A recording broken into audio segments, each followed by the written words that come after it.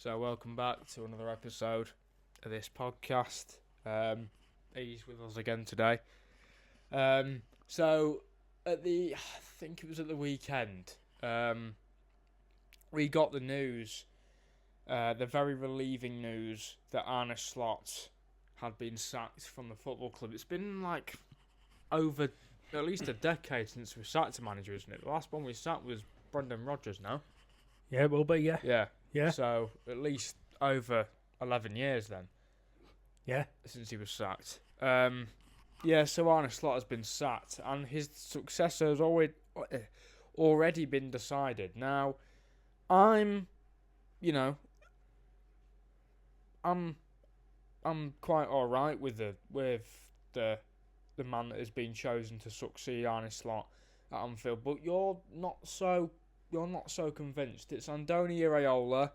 He will be confirmed by the football club either this evening or tomorrow, is what I've heard. Tell us why you're not so convinced. Just don't think he's big enough. I think he'll be out of his depth. Never managed a big club. Never managed a club with a fan base like ours. We've tried this before. We tried it with Brendan Rodgers, tried it with Roy Hodgson, even though he had managed relatively big clubs. Obviously, we'll back him. It's a new era and all the rest of it, but I just think it'll be too big a job. I think it's an absolutely massive gamble. All right, it's all right doing really well with Bournemouth. This is a different ball game, so to speak, altogether. I'm not sure he's equipped for it, but we'll have to see. I can't say I'm over the moon with the appointment, to be honest. I'm almost thinking maybe we should have just kept hold of Slot if that was the alternative we had. But it makes me wonder if that was the plan all along after he'd left Bournemouth.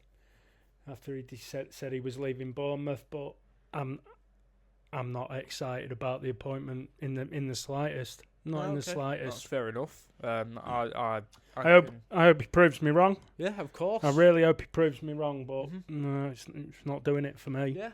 No, I can see where you're coming from, because it's like we've, got a bit of trust issue with managers now because of what's happened with Arne Slot. Obviously, he did win us the 20th Premier League title, but after the season we just had it, he had to go. There was no doubt about that for me. And I think that this would have been my top 5 for manager candidates. Obviously, Luis Diaz. What am I on about Luis Diaz? Luis Enrique would have been my top target, but he'll be staying at PSG, and I don't really think there was any possibility, to be honest, that we were going to get him. So your next best option, in my opinion, is Sebastian Hoeneß. And then I think your next best option after that, Xabi Alonso. And then it's Iraola. And then never heard of the guy in my life. He's going on to manage Crystal Palace. He's from RC Lens. Pierre Sage. You will never have heard of him. I only heard of him about a couple of weeks ago. In fact, I didn't know who the guy was. So that's probably my top 5 for manager candidates to replace Arne Slot. If we had have appointed Xabi Alonso, what would your thoughts be on that? Because obviously he has been successful. I think it'd have been a better option than this. Do you reckon? Yeah. I don't think he was ever in the plans, to be honest. No. I think if he had been in the plans, they'd have sacked Slot and gone all out to get Xabi Alonso, because you get the impression that he'd have gone to Liverpool if he'd have been asked. I don't think he was ever in the running, to be honest. It'd have excited me a lot more than this. I'd have been a lot more excited about the next season than I am now, to be honest. We'll see how it goes. That's all we can do, but I'm just not. Yeah, I'm just very about it all. Yeah, I can see where you're coming from. We're going to get rid of Slot, then bring someone else in that was going to be a big name, or someone who got the juices flowing. But I can see where you're coming doing from. Nothing for me at all. Yeah. Obviously, I can see where you're coming from with that one. I'm quite excited to see where this goes. But yeah, I can see where you're coming from because it is a massive step up to come from Bournemouth to Liverpool, especially with clubs he's managed in the past. It's what is it, Rayo Vallecano and AK Larnaca. So there's not even a sniff of a big club in there. Bournemouth by far and away the smallest club in the Premier League, even with the ones that have been promoted.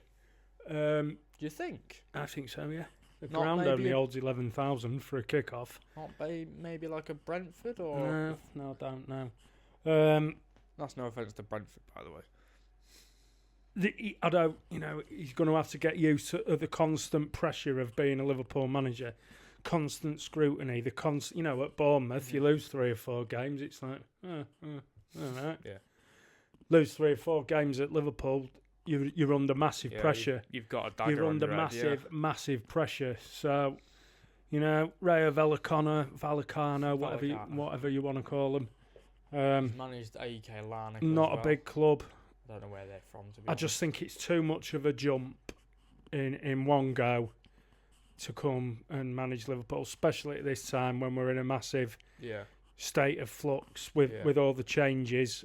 Well, I wish him well, obviously. I'll get behind him and I hope he proves me wrong, but I'm very much deflated about it. Yeah, I can agree with you on that one. I can see where you're coming from because after...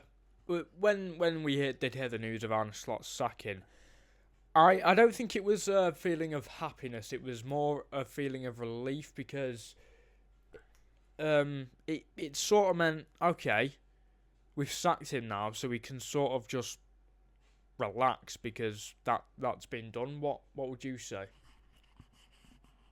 Like I say, I think if we'd have sacked him and we'd have got in Xabi Alonso or Luis Enrique or something like that, it'd have been much more exciting than it is. But I'm just thinking at the minute we might as well have just kept him. I think the abuse in that he's gotten is just completely out of order. That's out of order. I mean, obviously it's all fallen apart a bit for him this season, but he did win number 20. Yeah. He got us into the Champions League. And the way he steered the club through the tragedy with Diogo Jota was amazing. Second to none. Yeah. Absolutely amazing.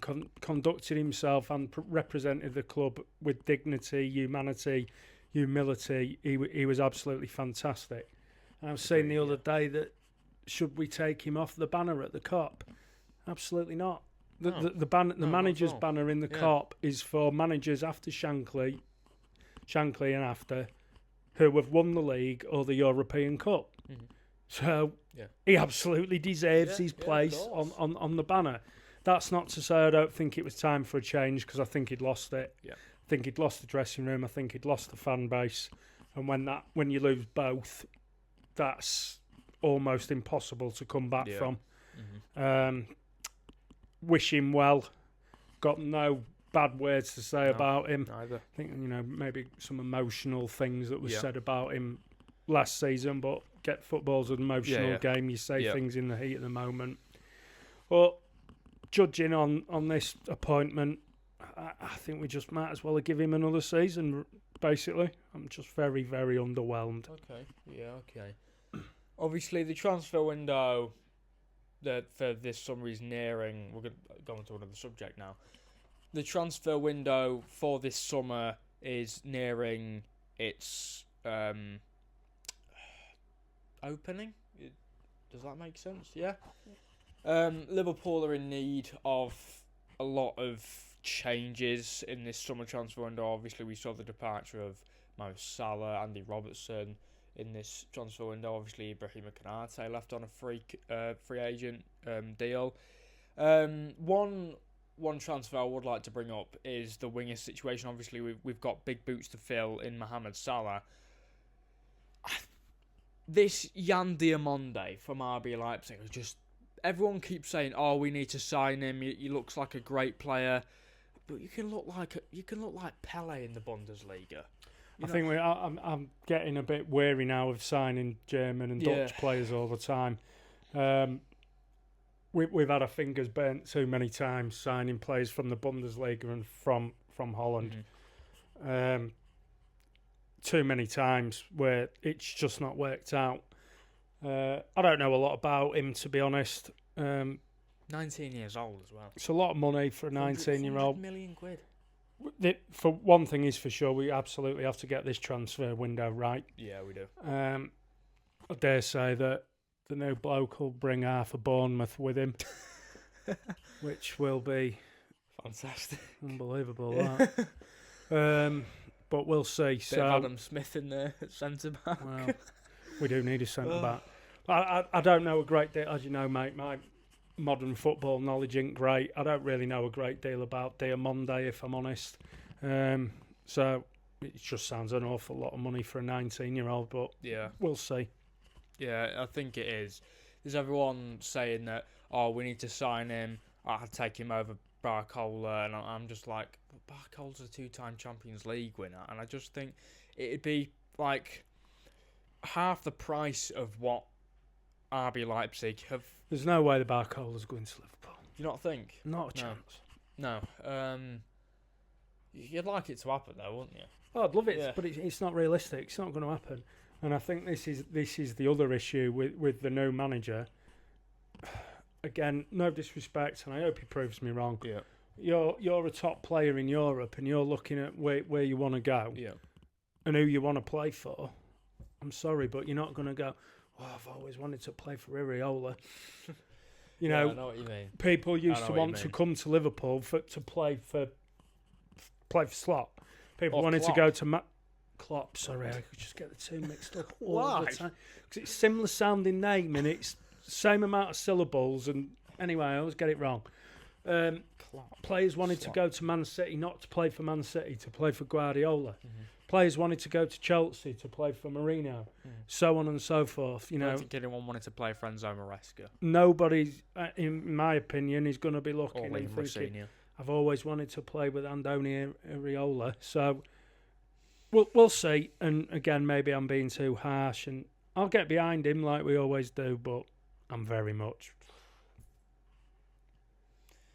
Yeah. I mean, I guess next season there's. I think I will say a lot of this is the hangover from how terrible last season was. Yeah. And it's just knocked all the enthusiasm that I've got for it out of me. I could not wait for the season to end. Neither. And I totally had enough of football.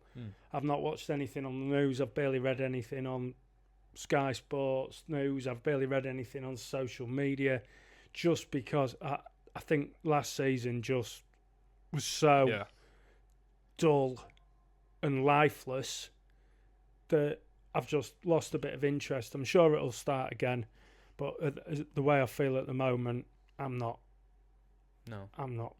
very enthusiastic, to be honest. Well, you'll be able to get back into football soon because there's Uruguay versus Saudi Arabia in the World Cup in a few weeks. Well, I can't wait for that one. Bit of Haiti versus Scotland, Can I just put it on record? Not fussed about the World Cup in the slightest. No. Not even a bit of Cape Verde versus Spain? Nope. No? Not even that. No, okay.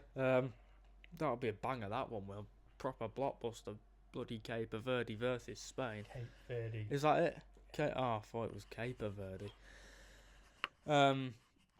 But yeah, I just think next season there's not a lot of hope going into next season, is there, at all? Well, we'll see. We'll see what the transfer window's like.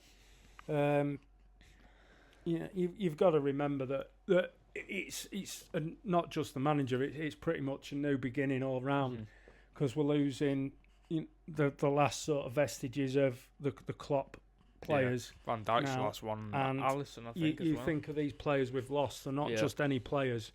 They were at times the best player in the world in their positions, and that's difficult to replace. You can't replace Trent Alexander-Arnold. He's a one-off, generational thing. However badly it's gone for him at Madrid when he was at Liverpool, he was like a cheat code. You don't have right backs like that. Mo Salah, how do you replace that? Andy Robertson was the best left back in the world for a time. Kanate was one of the best centre backs in the world for a time. We've got players now. McAllister for me is gone. Yeah, completely he can gone. Get to Real Madrid as well. Verts has been. We got rid of Luis Diaz. We got rid of Darwin Núñez, who was like a ball of energy. So I don't think we can have too high an expectation on where we're going to be next season, because it is going to be a season of transition. I hate that word, but it is. You're right, though. It's going to be a completely new era, not just a managerial era. We're now seeing the end of the Klopp era now, and we're going into a completely different thing. So let's see what it's like next season. Yeah. I just want to point out what you said about Darwin Núñez. I genuinely think we should have kept him. I think it was a mistake selling him. Is that right? Because of what we've got now, like Isak, 125 million quid or whatever it was. He's done nothing for us. I genuinely think we should have kept. He would have been more effective keeping Darwin. It was the worst signing of the season last year by a country mile. It could turn out to be the worst signing of all time. Because I envisage that he will spend a third of the season on the treatment table again next year. He'll probably come back from the World Cup injured because he's not fit. He's not match fit. His injury record's shocking. His injury record's absolutely shocking. Ekatike ain't going to play all season. So I think he comes back in about March time. That's a long time. Done then, innit? So we'll see. Yeah. I don't know if you saw the other day, but obviously it's getting towards the World Cup. So there's certain players with their national teams. Isak said that he is disconnected from Liverpool because he's now with Sweden. I don't know whether that's because he's with Sweden. I'm all right with that. You have to, if you're away on international duty, you're away on international duty. Yeah. You put your club to one side while you're away doing that. I get that. I ain't got a problem with that. I think sometimes people just look to try and find things to have a go at. No, I'm all right with that. Yeah, I saw people in the comments saying, he needs to be sold, or why is he not like Liverpool? It don't mean he don't like Liverpool. It just means that he's with Sweden, he's going to the World Cup, he's not playing club football. Totally get that. I ain't got a problem with that. So. Yeah, I don't think it's that deep, to be completely honest. It's really not something that people should be making a meal out of, because he's with his national... Like, what do you want him to do? He's with his national team. He's not going to say, I'd rather be at Liverpool instead of Sweden for the World Cup, would he? He's not going to do that, is he? So, I don't think there's a problem with that. That brings us to the closure of this week's episode of this podcast. As always, cheers and that for coming on. Mate. Thanks for having me again, mate. Enjoy it. Love it. We'll be back next Thursday. If you enjoyed the episode, press the like button if you want to. What are you doing? Pressing the like button. Please don't do that again. I'll get an animation in for it. You don't need to do that. Showing people. It looks weird. It's internationally, universally recognised symbol for pressing the like button. No, it's not. I think it might. No. Anyway, see you in a bit, guys. See you later.